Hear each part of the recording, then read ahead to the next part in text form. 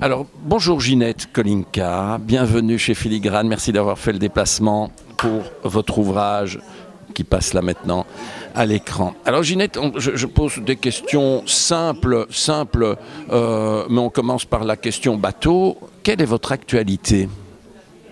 Mon actualité, c'est d'aller tous les jours dans un autre établissement scolaire et j'ai ça jusqu'au mois de juin. C'est affreux. Non, affreux, faut pas exagérer, c'est agréable. Mais je me suis pas rendu compte à quel point j'ai accepté, et c'est tous les jours. Même le samedi maintenant. Même à Shabbat ? Ouais, ah ben, il ne dira rien là. Mais c'est merveilleux, c'est merveilleux. Oui, alors, c'est agréable. heureusement, vous n'êtes pas la seule. D'autres comme vous le font en Belgique, d'autres vont le faire, mais pour combien d'années encore ? Donc l'importance de votre ouvrage, partager et faire passer aux jeunes générations ce message. Eh bien, écoutez, je ne sais pas si ça va le faire, mais en tous les cas, quand j'ai lu le résumé de ce qu'elle voulait écrire, parce que c'est pas moi qui ai écrit le livre, on me donne les honneurs, en réalité, je suis rien là-dedans, je suis le sujet, celle qui a écrit c'est Marion Ruggieri, et c'est à elle, il n'y a pas de problème. Moi je dis c'est à cette dame que je dois ce succès. Certainement, mais vous avez partagé et c'est très important. Et là, elle a su l'écrire d'une façon très simple et je pense que c'est ça qui fait le succès. Merveilleux, mais continuez à la raconter. Alors on va passer, oui. Laissez-moi finir. Ce qui est embêtant, c'est que j'ai des camarades qui font la même chose que moi et il n'y a que moi à l'honneur et ça c'est un peu gênant. Ben alors vous me donnerez leur nom, on va les inviter, on va tous les mettre à l'honneur et organiser une belle soirée pour eux. Ça serait très bien. Vous êtes déjà venu à Bruxelles ?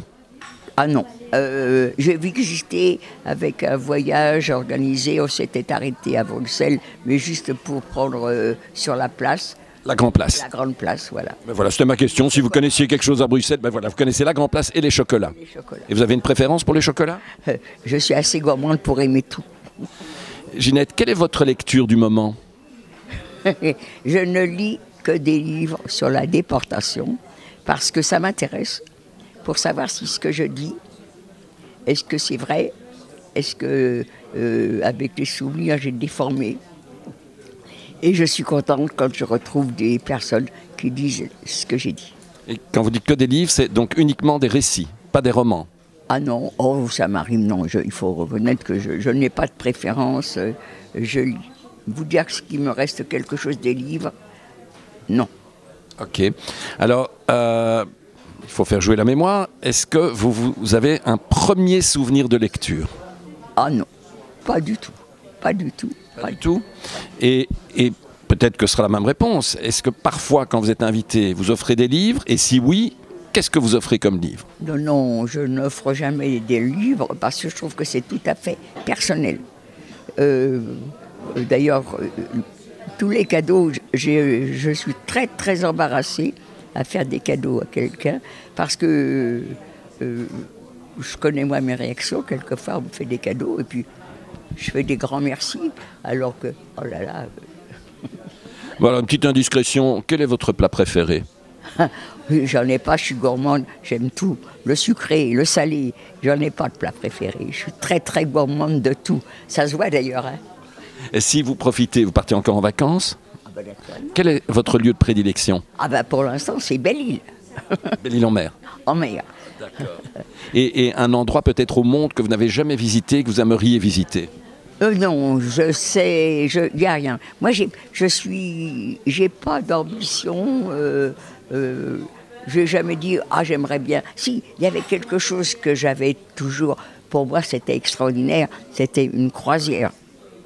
Et je me souviens toujours que mon fils, Richard, avec son premier gain qu'il avait eu avec son concert, et comme ça j'en parle, vous voyez, le groupe Téléphone, eh bien, il nous avait offert avec son père une croisière. Et ça, c'était extraordinaire, parce qu'à l'époque, les croisières, aïe, c'était vraiment la croisière de luxe. Ça, je veux bien croire. Maintenant, non, maintenant c'est fini. C'est agréable, une croisière, mais c'est plus comme c'était avant. Est-ce que vous pourriez peut-être me dire un titre ou un film qui vous a marqué? Des films qui m'ont marqué il y a très très longtemps, c'était pendant la guerre, je pleurais comme une madeleine. 20 ans, je pleurerais certainement plus. C'était une histoire de prisonniers de guerre qui se... Ah, c'est ça, je me revois encore avec mes sœurs. On n'osait plus sortir de la salle tellement on avait les yeux pleins de larmes. Mais maintenant, dernièrement, et alors c'est des petits films gentils, je connais même pas leur nom, mais cette histoire de jeune, une jeune fille